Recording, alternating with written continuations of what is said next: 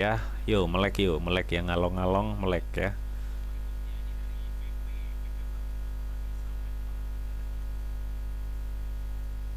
Oke, yang masih hadir ya, yang masih bertahan siapa aja nih?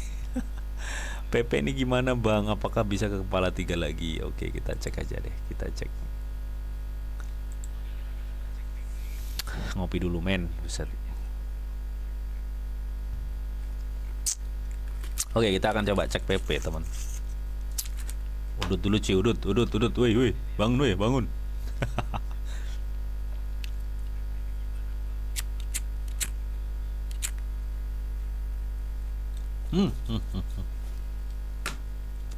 Ya, mana rokok jatuh lagi supaya.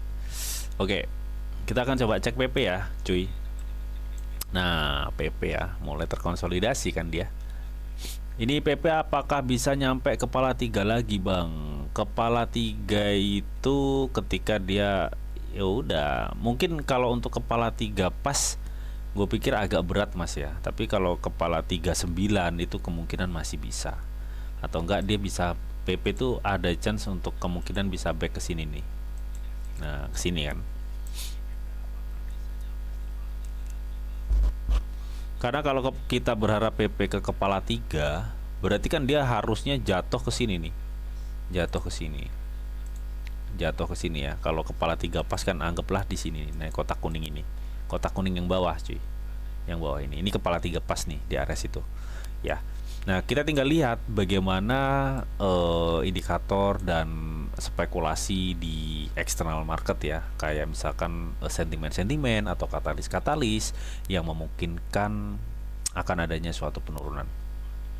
Nah, di depan ini kan ada katalis ya, kemungkinan tahun baru Natal, tahun baru lah, tahun baru ya atau mana. Nah, ini yang sangat mengkhawatirkan. Bisa jadi ketika ada katalis tersebut dan market responnya itu brutal, ya bisa aja dia kepala tiga lagi mas. Jadi dia kebanting kepala tiga lagi bisa aja. Ya lu ini aja, kalau misalkan gini ya, lu bisa tunggu nih nanti di kepala 4 pas ya, di kepala 4 pas, atau enggak lu bisa pasang aja di kepala tiga tiga, pasang aja di kepala tiga tiga, siapa tahu di dam langsung bus gitu ya, gitu. Pasang aja di kepala tiga tiga.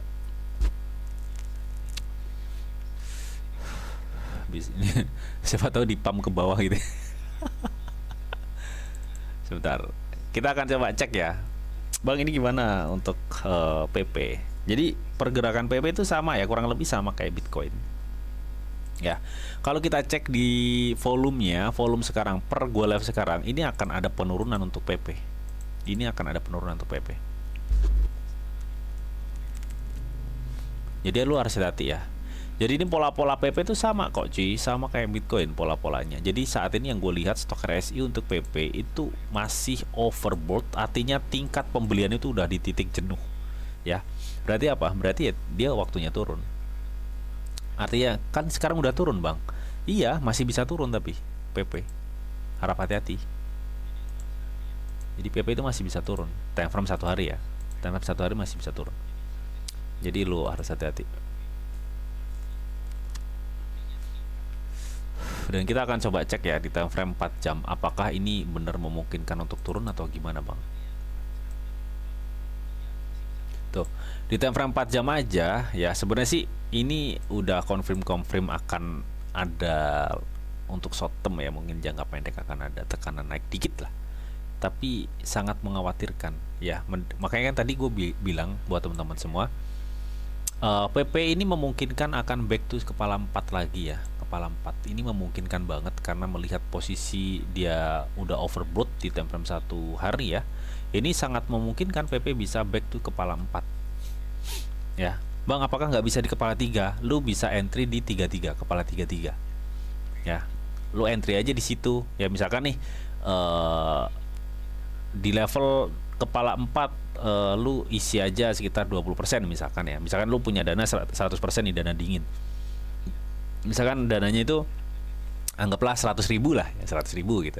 Lu bisa cicil PP yang 20.000 itu di sekitar 4, level 4 ya, kepala 4. Terus yang sekitar 70.000 itu di level kepala 33, bisa seperti itu. Nyicil lah, intinya nyicil.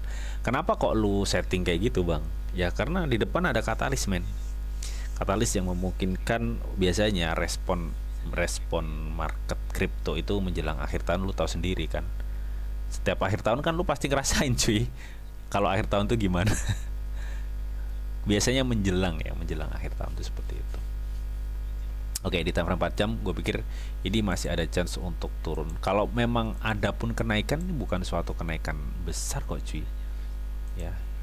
Ini kan lu lihat tuh sekarang kayak gini kan ini marketnya. Ini gue pikir akan gini kok. Nah, gini. Ya. Berarti ini ada chance, tunggu aja di level kepala 4 ya untuk short termnya. Untuk jangka pendek. Ya, itu yang gue lihat sih ya, teman, yang gue lihat ya. Dan kalau gue cek sebentar,